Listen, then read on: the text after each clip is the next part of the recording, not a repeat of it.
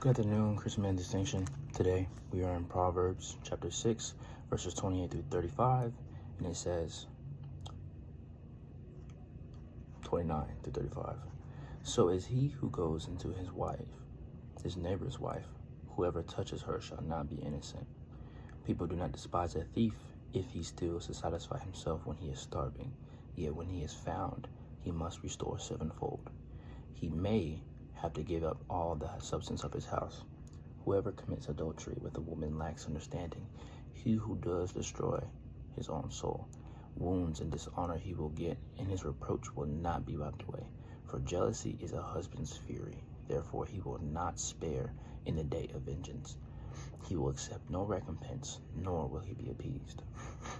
So what I'm getting from verse 28 or verse 29, this goes back to what Isaiah was talking about, how that a man who has a fire next to his bosom, how his clothes cannot be burned, or how would it not be burned, because what we're doing is we're playing with fire, we're playing with sin.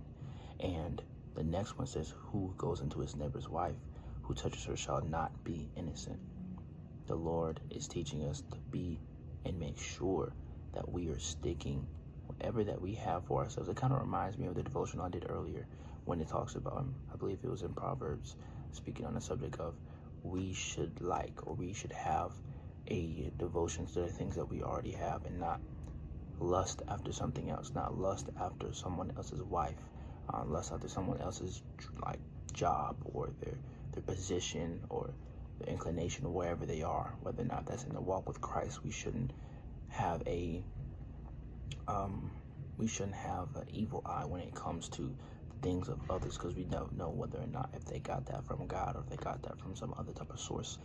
Especially women, we should not put ourselves in a position to where we are susceptible to having a immoral woman to come into our lives, when it could be the downfall of us, them, or the relationship in which they're in, especially women who are married. Verse 30 says, people do not despise a thief if he steals to satisfy himself when he is starving. 31, yet when he is found, he must restore sevenfold. He may have to give up all the substance of his house.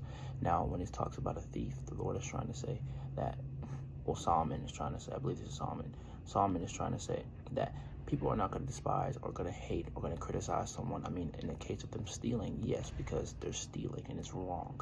But they're saying it wouldn't be as hard, it wouldn't be as much punishment for somebody who is stealing for their own survival versus somebody who is stealing somebody else's property, or not property, but their wife or their possessions. And that's what it says next. Whoever commits adultery with a woman lacks understanding. He who does so destroys his own soul. So Solomon is talking about the impact, the pertinence, the weight of when you commit adultery. He's talking about how it grieves your soul, how it destroys your soul. It goes everything against what God says in his word. It goes everything against what his plan for a man and woman to be. It says a man and woman shall be joined together under God, and that good thing should not be separated. So imagine what you're doing when you're going to somebody else's wife, or you're destroying somebody's family, what God has brought together. Next verse.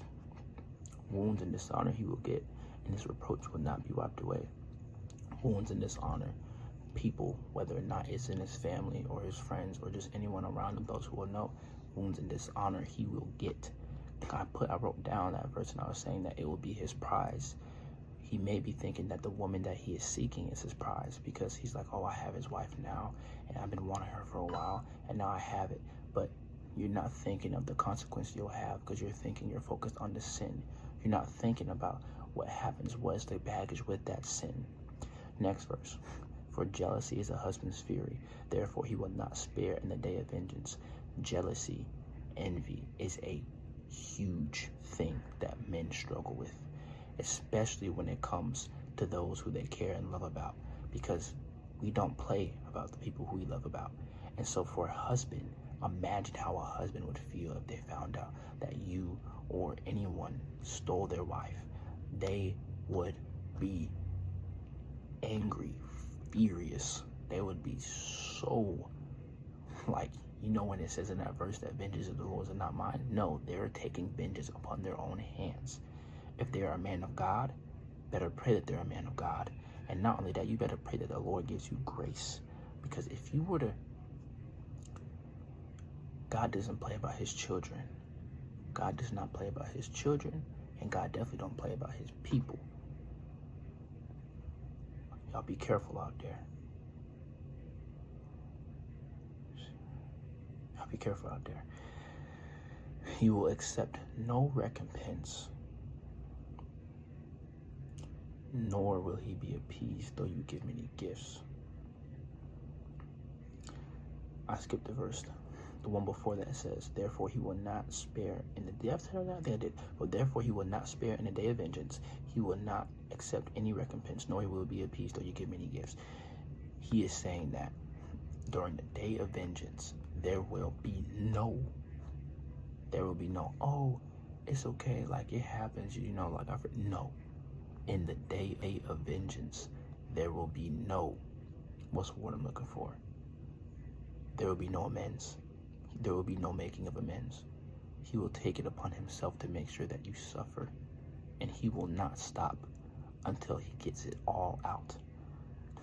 No matter what you do, no matter what you say, you could give him your wife back. You can give him his wife. It's his wife, but you could give him his wife back. He won't want her. He just wants to make sure that you suffer for what you did, because not only have you broken whatever trust that you had between that man and yourself, but you have destroyed something that could have been between God and them, and you intervened and you broke something. You broke a covenant because you seduced, or you allowed that woman to seduce you, and you fell into that trap. No matter how many gifts you give him, you can give him money, you can give him a job, you could give him tickets to go see a brand new movie that came out recently. You can try to give him whatever you feel like that may satisfy him, but it says he will not be appeased. He will not be swayed. He will not be persuaded. He will not be pacified. He will not until he gets all that fury. It says, for jealousy is a husband's fury. Brothers, be safe out there. It doesn't matter how good she looks. It doesn't matter how good she sounds. It doesn't matter how great she makes you feel. It doesn't matter if you have dreams of that woman. If that woman is married, if that woman is married, if you're not even, if it's, just stay away from sexual immorality. It is not good for you. What is the cost of your soul? It destroys you. Keep your heart guarded. Run away. Do not be seduced. Do not be taken over by that seductress. She's not good for you. She's not good for your soul. Just wait. Wait until the woman of God that Lord has ordained you for. Do not set yourself to find or take or to have somebody else's woman. Don't do that. Please. There's a ramen woman in this world. What Jeremiah say? I can't mention that, but it's not that good. It's not that good. No cooter is worth risking your soul over, okay? All right, brothers. I pray that you learned something from this. I pray that it's edified you in the spirit. I pray that each and every one of you can take this and apply this to your lives. Whenever you feel that urge or that tendency to go lust after somebody else's woman or just a woman in general, check your heart posture, understand why, and cut it off at the root.